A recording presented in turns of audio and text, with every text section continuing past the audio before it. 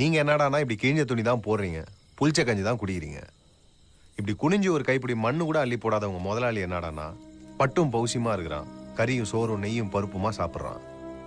கஷ்டப்படுறவனும் அதே மாதிரி புது துணி போடணும், வாய்க்கு ருசியா சாப்பிடணும்னு சொல்லி அரசாங்கத்தை பார்த்து கேட்டேன். அதுக்கு அரசாங்கம் என்னை பார்த்து துப்பாக்கி நீட்டுச்சு. அது எப்படியா முதலாளிமார்களும் நாமளும் ஒன்றாயிட முடியுமா? ஒண்ணுதான், மனுஷனா பிறந்த எல்லாருமே ஒண்ணுதானே.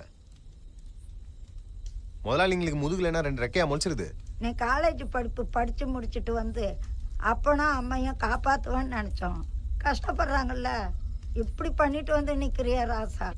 அது ஒன்றும் இல்லை உப்பியாயா, இந்த உலகத்தில் எங்கள் அம்மா அப்பா மாதிரி கஷ்டப்படுற எல்லாரையும் எங்கள் அம்மா அப்பாவாக நினச்சிட்டேன். நம்ம எல்லாருக்கும் ஒரு விடிவு காலம் பிறக்கும்னு நினச்சி ஒரு வேலை செஞ்சேன்,